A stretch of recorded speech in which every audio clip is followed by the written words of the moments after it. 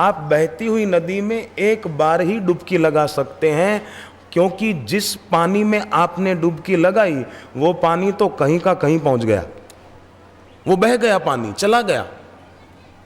दिया जलाते हैं हम, लोग बोलते हैं हमने नवरात्रि के 9 दिनों में घर में अखंड ज्योत जलाई है। कई लोग जलाते हैं 9 दिन तक अखंड ज्योत घर में जलती है।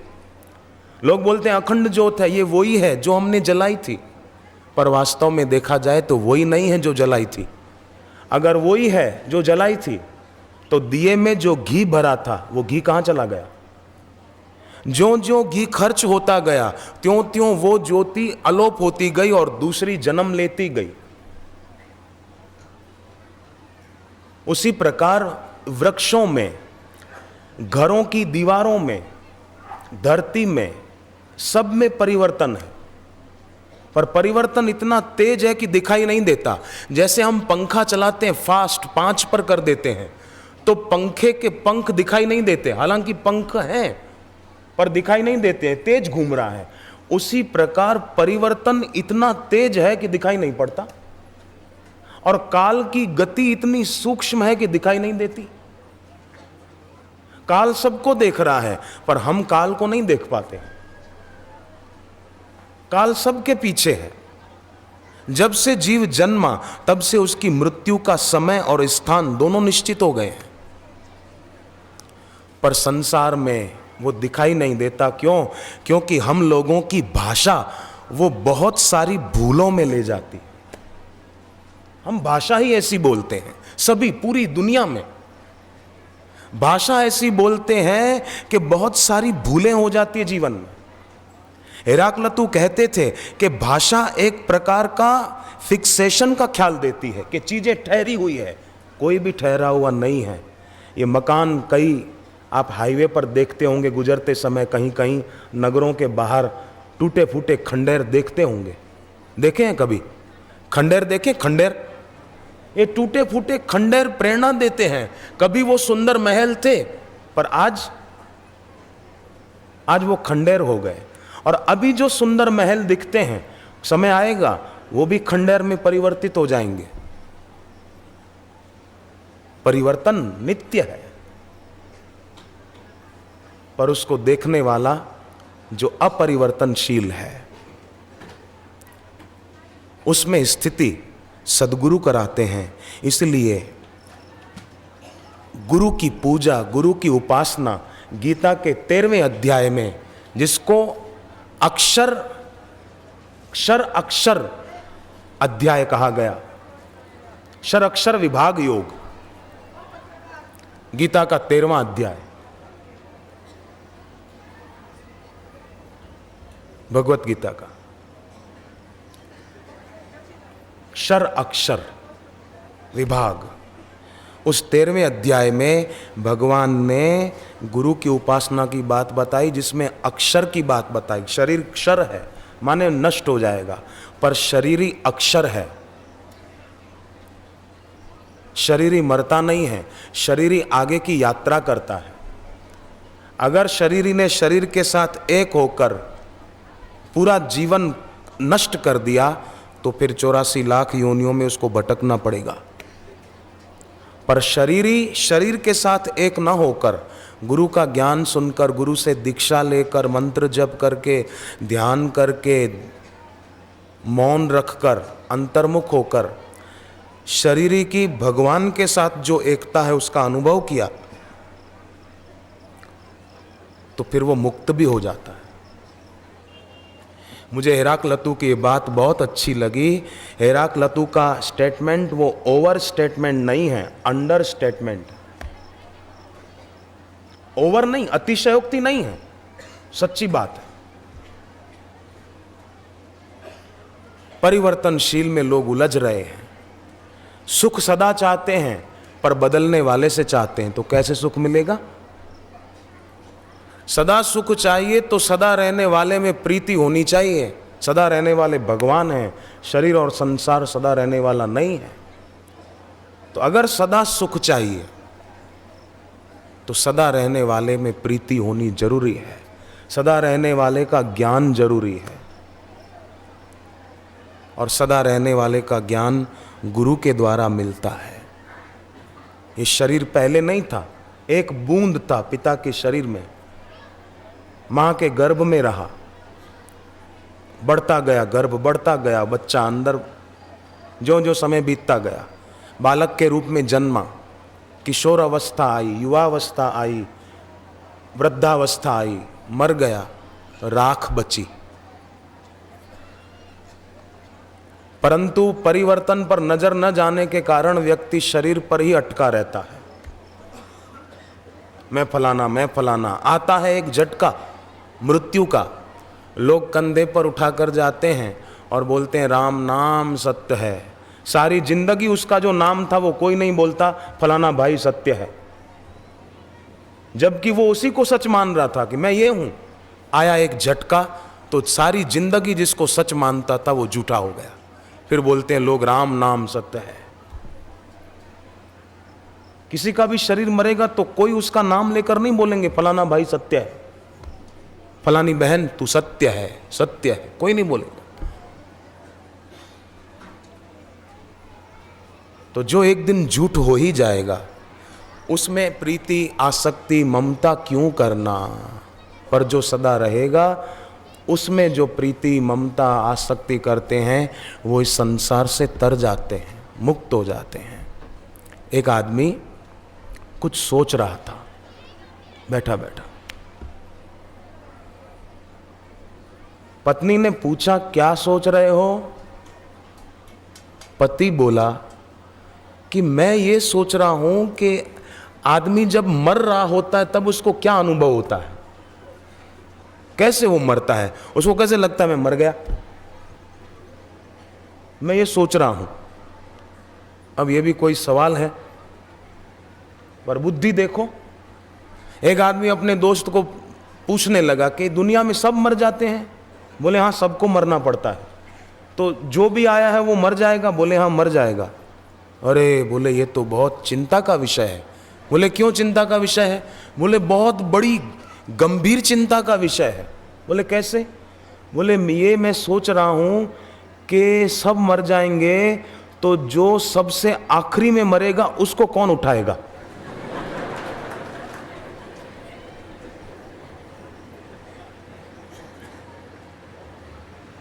जो जन्म देता है वो मृत्यु देता है, वही जन्म देता है वही मृत्यु देता है। सुख दुख भवो भावो भयम चा भयमेव च। सुख भी वो देता है, भगवान कहते हैं सुख भी मैं देता हूं, और फिर भगवान ने कहा दुख भी मैं देता हूं, फिर कहा जन्म भी मैं देता हूं तो मृत्यु भी मैं देता हूं। पर लोग क्या करते हैं, जब घर में किसी का जन्म होता है ना बेटे बेटी का, तो खुशियां मनाते हैं, मिठाई बांटते हैं, भगवान को धन्यवाद देते हैं कि वाह प्रभु वाह आपकी कृपा से हमारे घर में संतान का जन्म हुआ।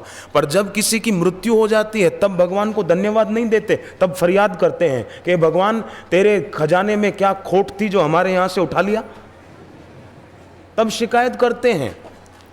ये कैसी विडंबना है, ये कैसा आश्चर्य है। ज्ञान की कमी के कारण लोग बेचारे बड़े परेशान हो रहे हैं, और ज्ञान में सबकी रुचि भी नहीं होती। पूरा भोपाल थोड़ी आया है यहां पर, पूरे बैरागढ़ वाले थोड़ी आए हैं। लोगों की उपद्रवों में जितनी रुचि है ना उतनी भक्ति में नहीं है।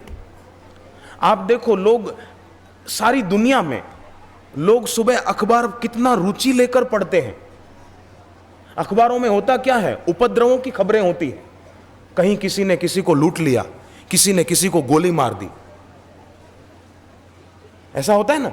कोई किसी को लेकर भाग गया, कहीं ट्रेन एक्सीडेंट हो गया, कहीं किसी अधिकारी ने कुछ कर दिया भ्रष्टाचार का, फैक्ट्री के लोगों ने हड़ताल कर दी। ये उपद्रव की खबरें होती है। उपद्रव की खबरें पढ़ने में लोगों की कितनी रुचि होती है, उतनी रुचि अगर लोगों की भगवत गीता पढ़ने की हो जाए, ब्रह्मज्ञानी गुरु का साहित्य पढ़ने की रुचि हो जाए तो कल्याण हो जाए।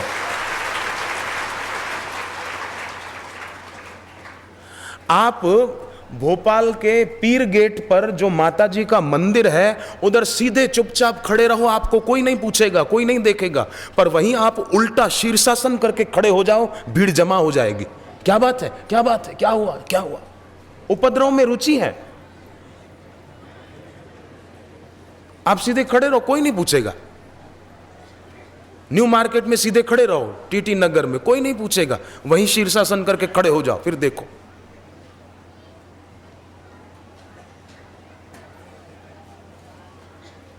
जितना हेत हराम से उतना हरि से होए, कहे कबीर वा दास को पला न पकड़े कोई।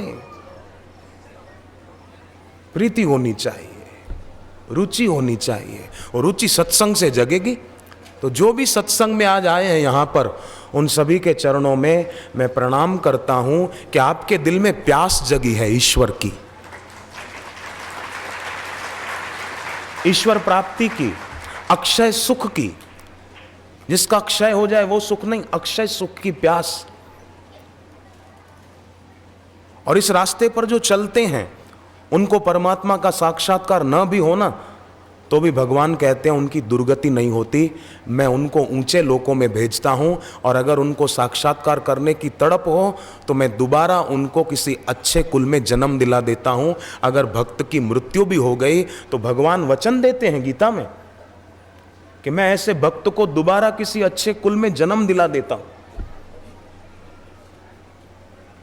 इसलिए ये मार्ग जो है जिस पर आप और हम चल रहे हैं, ये मार्ग बड़ा कल्याण का मार्ग है। और इस मार्ग पर चलते हुए कभी अगर थोड़ी बहुत किसी को पैसे की हानि भी हो जाए अगर, तो डरना नहीं, चिंता न करना। भले बाहर के धन की थोड़ी हानि हो अगर किसी को, पर भीतर एक बहुत बड़ी संपदा अर्जित हुई है, दैवी संपदा जिसको कहते हैं।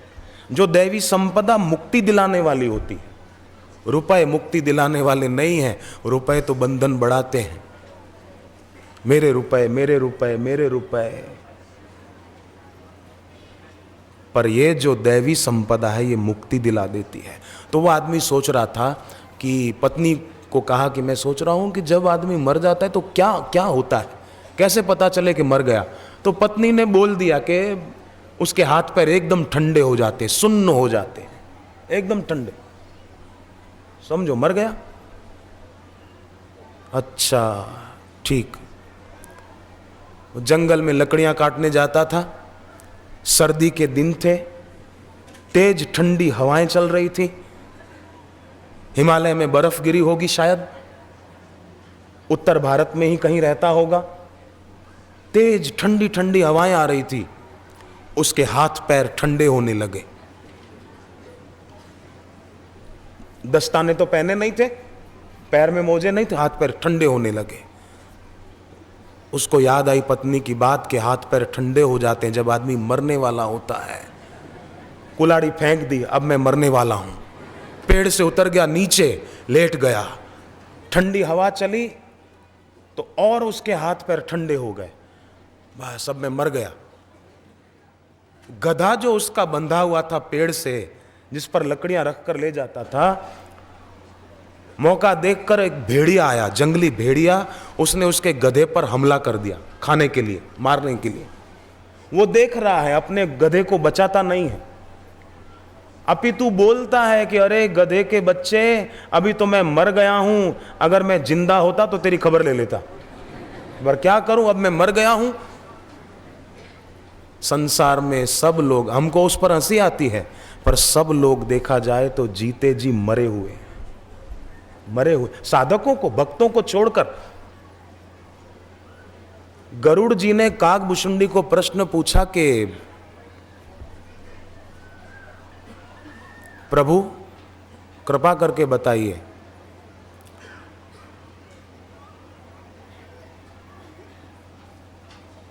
दुख किसे कहते हैं। मैंने दोपहर की संध्या में भी श्री कृष्ण और उद्धव जी के संवाद की चर्चा की थी। उसमें उद्धव जी ने कृष्ण भगवान को पूछा था दुख किसे कहते हैं। कृष्ण भगवान ने कहा सांसारिक भोगों को भोगने से जो थोड़ी देर का सुख होता है, उसको भोगने की जिसको इच्छा हो, समझो वो दुख को बुला रहा है, उसी का नाम दुख है।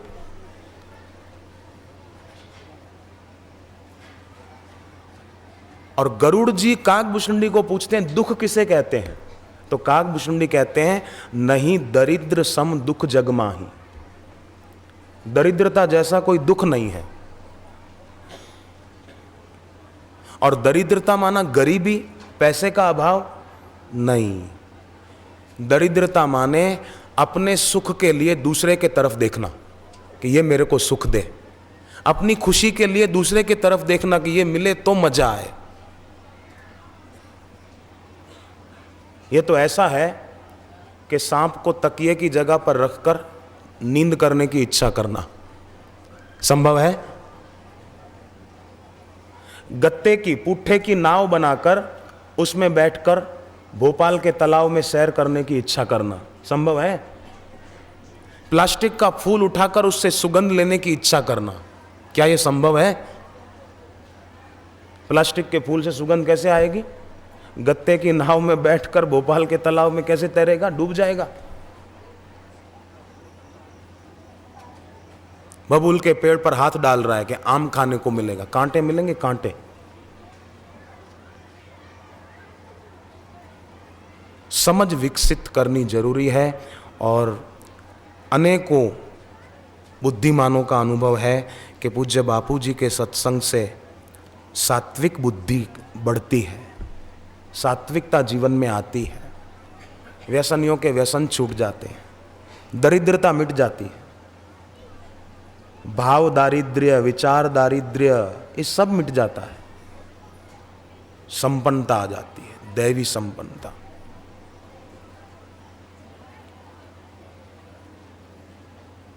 साधक को नित्य प्रति सत्संग करते रहना चाहिए, चाहे फिर पुस्तकों के द्वारा सत्संग की, चाहे ऋषि प्रसाद के द्वारा, चाहे सत्संग की कैसेट के द्वारा। एक आदमी का नाम था हीरालाल। यहाँ कोई हीरालाल बैठा हो उसकी बात नहीं है, हाँ, दूसरा था। उसका बेटा बहुत रो रहा था, बहुत रो रहा था, चुप होने का नाम न ले, रोए जाए रोए जाए रोए जाए। और वो खुद बोलता जा रहा था, बाप, अरे हीरालाल चुप हो जा, अरे हीरा शांत हो जा, अरे हीरा चुप हो जा, ए हीरालाल शांत हो जा, शांत हो जा। तो एक दूसरे सज्जन वहाँ से गुजर रहे थे, उन्होंने सोचा शायद इसके बेटे का नाम हीरालाल है, बेटा रो रहा है और इसको कह रहा हीरालाल चुप हो जा, चुप हो जा। तो वो आदमी भी आया उसको मदद करने, अरे बेटा हीरालाल चुप हो जा। बच्चे के सिर पर हाथ रख के बोले, बेटा हीरा चुप हो जा, हीरालाल बेटा शांत हो जा। तो बाप बोला, इसका नाम हीरालाल नहीं है, मेरा नाम हीरालाल है। तो बोले, आप तो कह रहे हो हीरालाल चुप हो जा, हीरालाल शांत हो जा। बोले, ये कब से रोए जा रहा है, मेरे को गुस्सा आ रहा है, इसको 2-4 थप्पड़ लगा दूं, इसका सिर पकड़ के दीवार से लगाऊं जरा। तो मैं अपने को बोल रहा हूँ, हीरालाल तू चुप हो जा, हीरालाल तू चुप हो जा, हीरालाल तू शांत हो जा। वास्तव में बात बड़ी पते की है। व्यक्ति के मन में जब गुस्सा आए ना, तो अपने को जरा शांत करे, बेटा चुप हो जा, बेटा शांत हो जा। मन में किसी के प्रति कुछ विकार आए देखकर तो कहे, बेटा शांत हो जा, इसमें कोई सुख नहीं है। पानी में खींची हुई लकीरें कब तक टिकेगी, ऐसे ही ये क्षणिक सुख भी कब तक टिकेगा। हरिओम तत्सत, बाकी सब गपशप। ऐसा करे तो आनंद में रहेगा। बाकी मैं दुखी, मैं दुखी, मैं परेशान नहीं। बापूजी का शिष्य होकर भी दुखी रहा तो फिर शिष्य कैसा? हमारे गुरुदेव का संदेश है, आपने सुना होगा, स्टिकरों में पढ़ा होगा, सदैव प्रसन्न रहना ईश्वर की सर्वोपरि भक्ति है। सदैव सम और प्रसन्न रहना भगवान की सर्वोपरि भक्ति है। हीरालाल चुप हो जा, हीरालाल शांत हो जा। आनंद में रहना चाहिए, आनंद में। दुखी, चिंतित, बेचैन क्यों होना? सिंधी भाषा में एक भजन है, मैंने सुना है किसी का गाया हुआ, कर ख्याल मिठा जानी, छो दिलड़ी रंजाई तो ये दुनिया छड़े वींदे, ये दुनिया छोड़ के चला जाएगा, क्यों परेशान होता है? छो ब्यन के रंजाई तो, दूसरों को भी क्यों परेशान करता है? छो ब्यन के रंजाई तो हिता नेठ लडे वींदे, ये दुनिया छोड़ के तो चला जाएगा। तो न खुद का दिल जलाओ, न किसी का दिल जलाओ, शांति का संपादन करें बस। उस गंगा में तो किसी को तैरना ना आता हो तो डूब जाने का डर है, कई डूब जाते हैं बेचारे। पर ये ज्ञान की जो गंगा है, इसमें डूब जाने का डर नहीं है, अपितु इसमें तर जाने का लाभ है।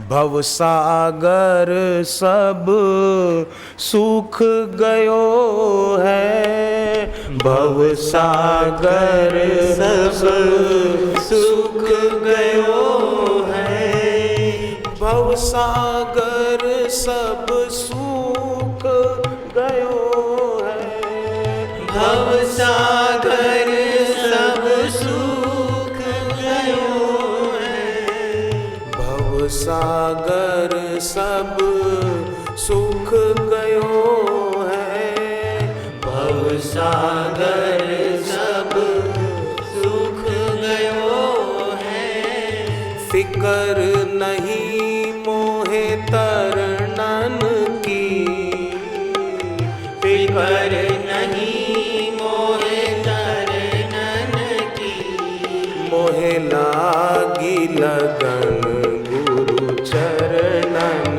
की, मोहे लागी लगन गुरु चरणन की, मोहे लागी लगन गुरु चरणन की, मोहे लागी लगन गुरु चरणन की।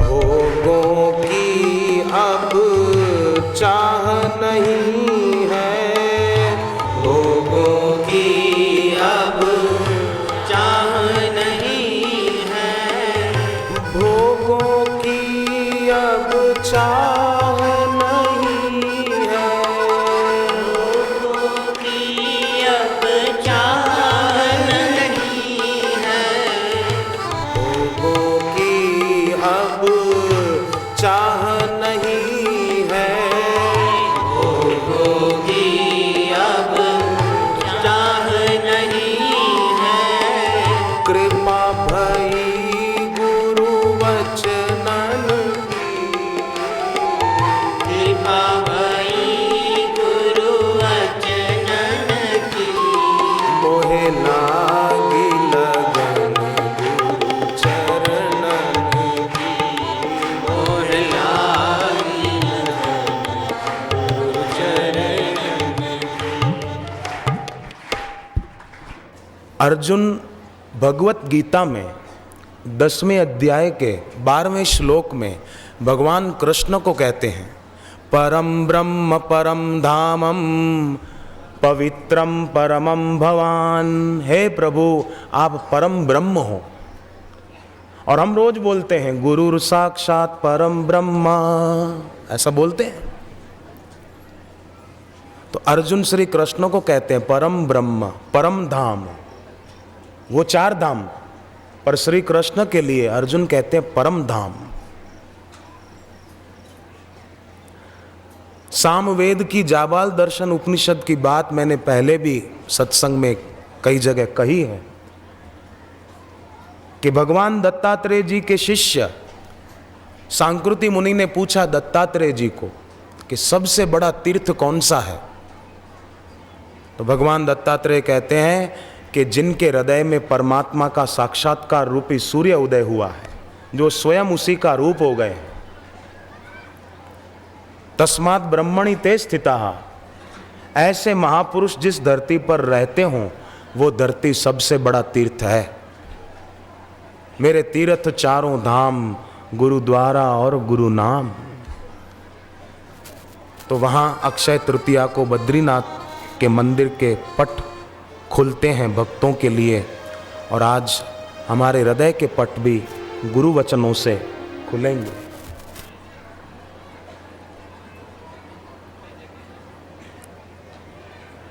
पर सत्संग जब सुने तो मुझे अब इन वचनों के अनुसार ही अपना जीवन बनाना है, इस सिद्धांत को लेकर के सुनने से बड़ा भारी लाभ होता है। मुझे अब ऐसा ही जीवन बनाना है, बस तुच्छ जीवन नहीं, शुद्र सुख में उलझा हुआ जीवन नहीं, विराट सुख में विश्रांति दिलाने वाला जीवन, ऊंचा जीवन। ऐसा संकल्प लेकर के सत्संग सुनना चाहिए। ये शास्त्र की गाथाएं हमें अपना जीवन, सुखद जीवन जीने का संकेत करती हैं। एक बहन ने मुझे कहा कि मेरे पति ने मुझे छोड़ दिया है और मैं अपने मायके में रहती हूँ, एक बच्चा भी है, अब क्या करूँ, मैं बहुत दुखी हूँ। तो मैंने कहा बहन जी, पहली बात तो यह कि दुखी होने की ज़रूरत नहीं है, जैसा बापूजी कहते हैं वैसा करने की ज़रूरत है, आप वैसा शुरू कर दो। तो उसने कहा मैं क्या करूं? मैंने कहा बापूजी ने सत्संग में कहा था कि ऐसी कोई तकलीफ़ किसी बहन को हो तो वो उत्तर की ओर मुंह करके तिलक करे और मन में बोले ओम ह्रीं गौर्यै नमः, ओम ह्रीं गौर्यै नमः, ओम ह्रीं गौर्यै नमः। जैसा शिव और पार्वती का ग्रस्त जीवन है, ऐसे हमारा ग्रस्त जीवन होगा, ऐसा बोले मन में। गुरु गीता का पाठ करो। उसने वैसा किया। 1.5 महीने के बाद तो वो खुश होती हुई प्रसाद लेकर आई। बोले मेरे पति देव खुद सामने से मेरे को लेने आए और आज उन्होंने दीक्षा भी ले ली। सूरत के आश्रम में आए थे वो लोग, पति ने भी दीक्षा ली। श्रद्धा थी कि बापूजी ने कहा है तो मैं करूंगी, और गुरुदेव का कहा करने से उसको लाभ हो गया।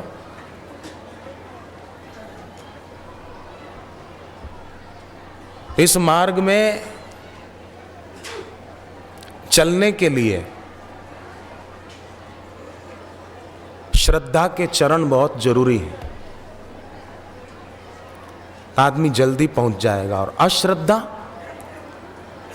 अश्रद्धा तो जंजीर है, जंजीर। श्रद्धा चरण है, पहुंचा देती है मंजिल पर।